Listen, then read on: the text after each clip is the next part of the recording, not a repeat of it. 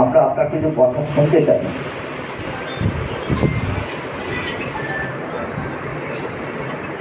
আপনি মাস্টারমশাইকে সংবর্ধনা দেওয়ার ব্যবস্থা করুন আগে। এই নয়ন, তুমি এদিকে এসো, মাস্টারমশাইকে সংবর্ধনা দাও। নিশ্চয়ই অনেকেই চেনেন, নিশ্চয়ই মাস্টারমশাইও কিন্তু লড়াকু মানুষ, উনিও কিন্তু খানাগুলোর জন্য লড়ছেন। জোরে হাততালি দিন। একজন শিক্ষক মানুষ আমাদের মঞ্চে এসেছেন, আমরা যথেষ্ট গর্বিত যে ওনারা আপনি কীভাবে লড়াই করছেন। এই সফলতা আমাদের সর্বভারতীয় নেতৃত্ব, আশা করি আপনাকে অনেকটা সহযোগিতা করতে পারবেন, তাই আপনি কিছু বক্তব্য রাখেন। যে উনি আমাদের সর্বভারতীয় সাধারণ সম্পাদক মাননীয় বিশ্বম্বর বসুকে সংবর্ধনা দেওয়ার জন্য প্রস্তুত হয়ে এসেছেন। একটু জোরে হাততালি দিন, আপনারা জোরে হাততালি দিন। আমরা মাস্টারমশাইয়ের কাছে কৃতজ্ঞ। দেখুন, একজন শিক্ষক মানুষ তো সৃজনশীল ব্যক্তিত্ব, বোঝে যে কোথায় কাকে সম্মান দেওয়া উচিত, তাই সেই সৃজনশীল ব্যক্তিত্ব বলেই উনি আজকে পেরেছেন এরকম জায়গায় হচ্ছে আমাদের সর্বভারতীয় সাধারণ সম্পাদকের।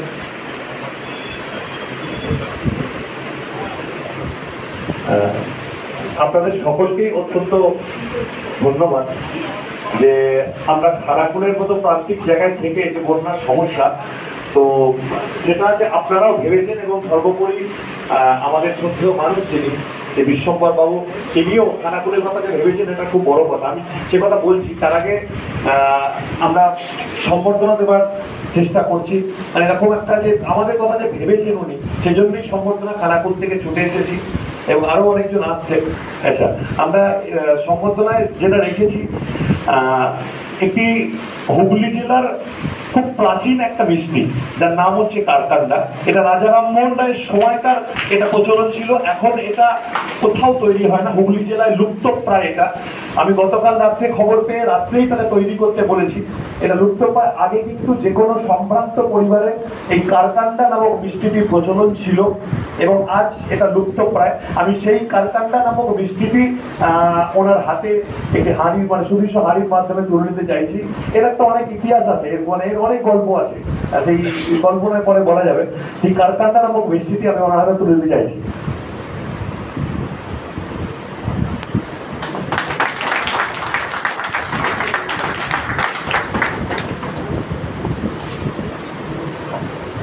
এবং রাজা রামমোহন রায়ের আমবাগানের নাম হয়তো শুনেছেন আপনারা।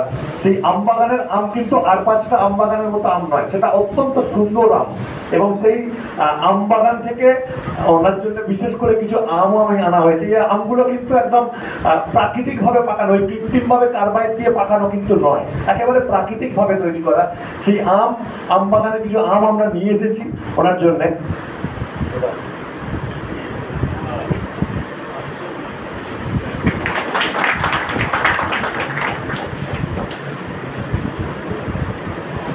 এবং তার সঙ্গে আমার নিজের লেখা রামমোহন রায় এবং অন্যান্য সংকলিত কয়েকটি বই আমি এনেছি ওনার হাতে তুলে দেওয়ার জন্য, সেগুলো একটু তুলে দিচ্ছি।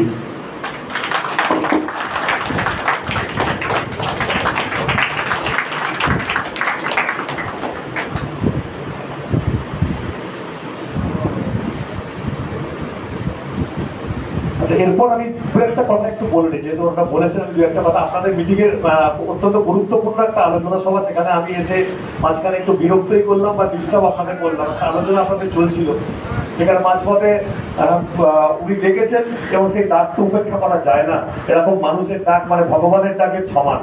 হ্যাঁ, এরকম মানুষের ডাক আমরা পেয়েছি, তো এটা আমরা অত্যন্ত গর্বিত, অত্যন্ত আনন্দিত। সেই ডাক কখনো উপেক্ষা করা যাবে। সেই ডাকের জন্যই যত সমস্যা প্রতিবন্ধকতা থাক না কেন, আমরা ছুটে চলে এসেছি খানাকুল থেকে ওনার মতো মানুষকে সম্পর্কিত করার জন্য।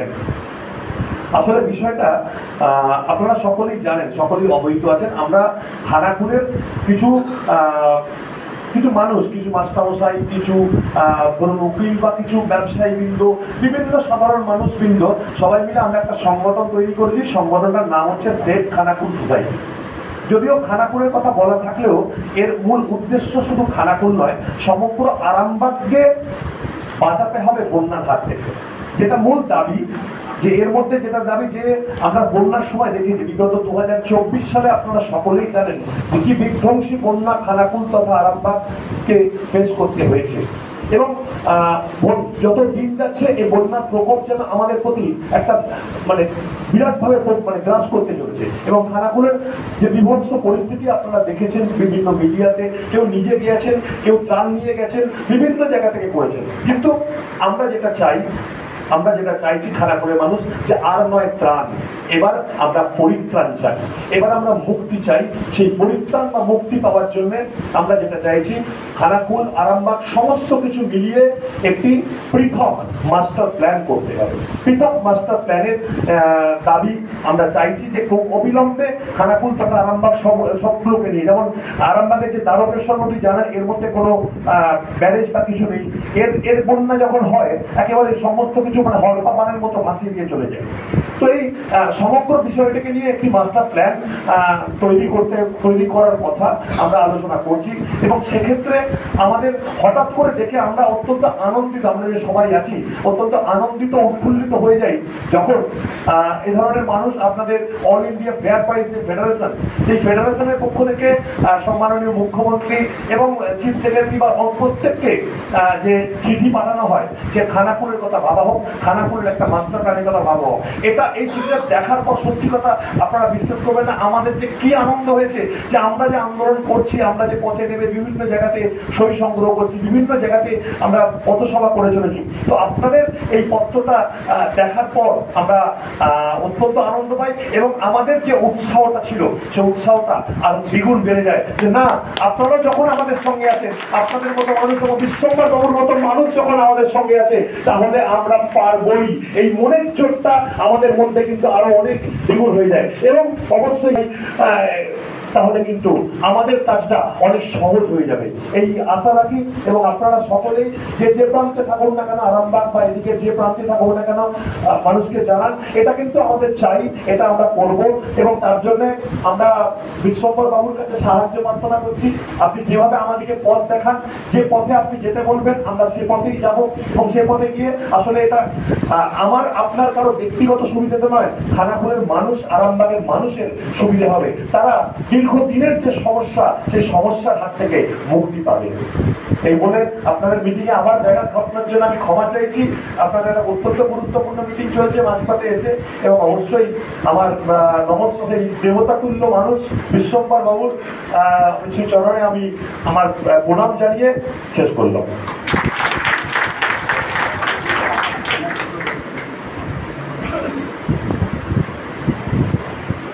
আমাদের মধ্যেও তো প্রধান শিক্ষক না থাকলেও সাহিত্যিক আছে, কবি আছে।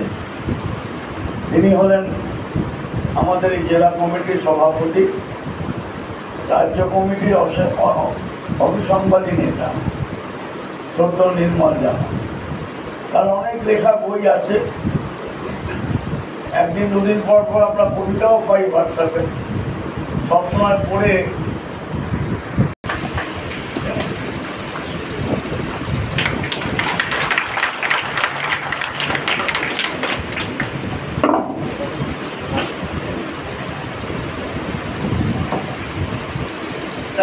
প্রশান্ত মানিক ছিলেন?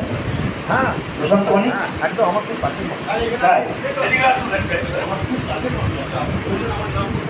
আচ্ছা, আমি প্রশান্ত বাবুর সঙ্গে আমার ভালো। তিনি প্রধান শিক্ষক রামনগর অতুল বিদ্যালয়,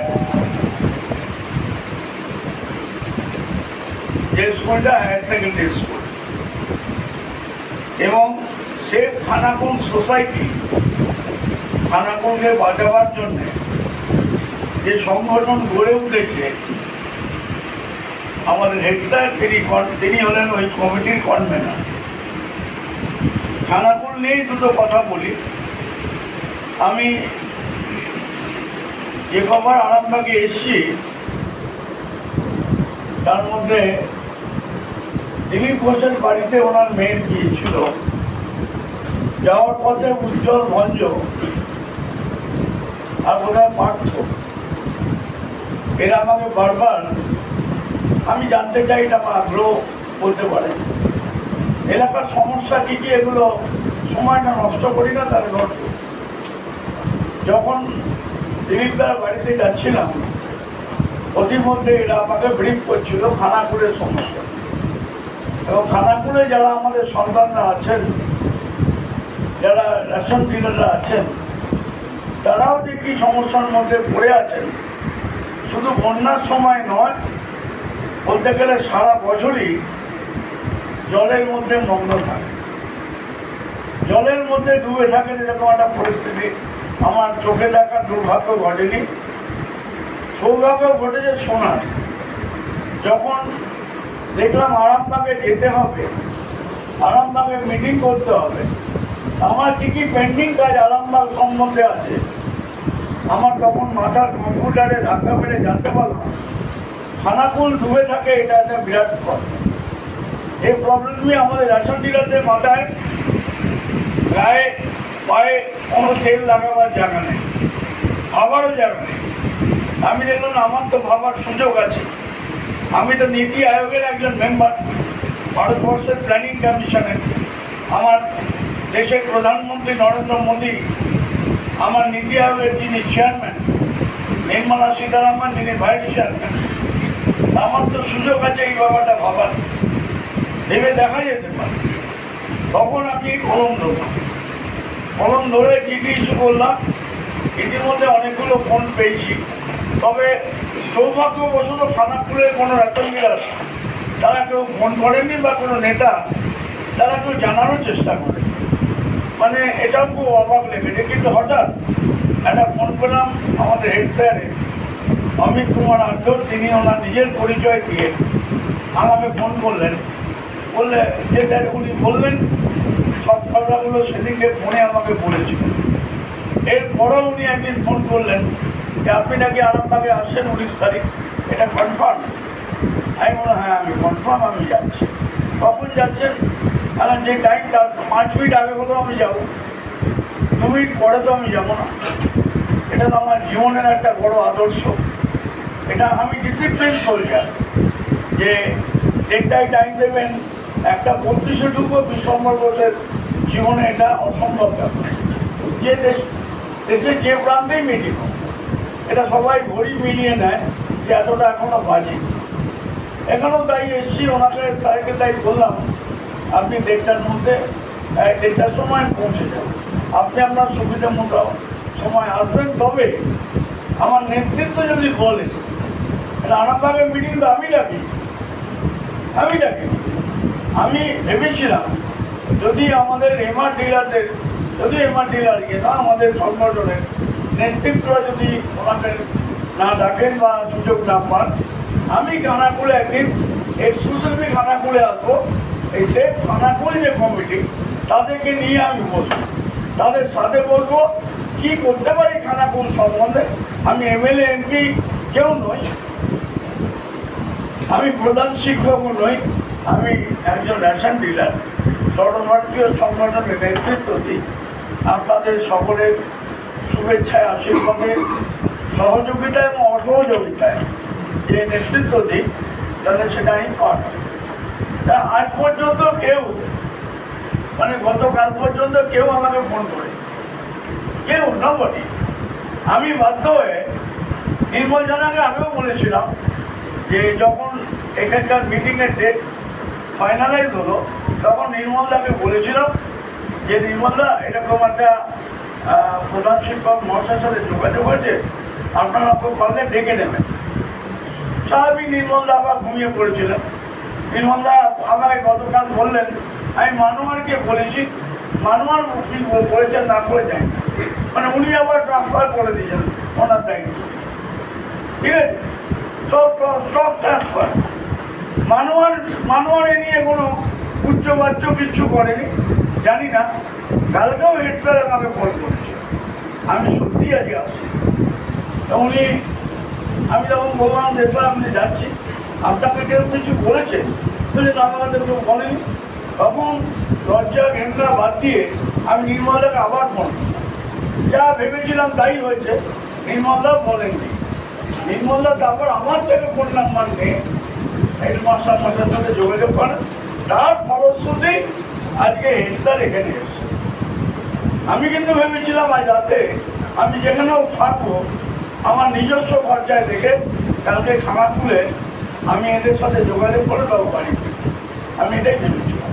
কিন্তু আমার সৌভাগ্য যে স্যার অনুগ্রহ করে নির্মলদার অনুরোধে, নির্মলদার আমন্ত্রণে, নির্মলদার নেমন্ত্রণে, নির্মলদার আহ্বানে, সংগঠনের পক্ষ থেকে তার যে আহ্বান উনি এসছেন এবং আমি সত্যিই কৃতজ্ঞ। এবং যেভাবে আমাকে সম্মান সম্বর্ধনা যে ভাষাই বলি যেটা দিয়েছেন এটা আমার প্রাপ্য নয়। আমি মানুষের কাজ করি, আর যেখানে আমার সন্তানরা জড়িত, খানাকুলের সাথে আমার রেশন দোকানদার, তাদের সমস্যাটা একদম অঙ্গাঙ্গিভাবে জড়িত, সুতরাং এটা আমি টেক আপ করতেই পারি। আমি যেখানে এমএলএমপি হতে আসেনি, কাউন্সিলর পঞ্চায়েতের নেতা হতে আসে, এটা বাস্তব সমস্যা। এই সমস্যার সমাধান আমাদের করতে হবে এবং খানাকুলের সমস্যা নিয়ে আমি নয়াদিল্লি পর্যন্ত আমার যতখানি ছোট হাত আছে, আমার হাত তো খুব লম্বা নয়, যেটুকু হাত আছে সেই হাত দিয়ে অন্তত নাড়াচাড়া করার ব্যবস্থা আমি করে দেবো। সেটা ওনার সাথে হেড স্যারের সাথে আমার কথা হয়েছে, আমি হেড স্যারকে বলেছি আমি কি করতে পারবো, আমি করতে পারবো। আমি এই কথাটা পার্লামেন্টেও তুলে দেবো।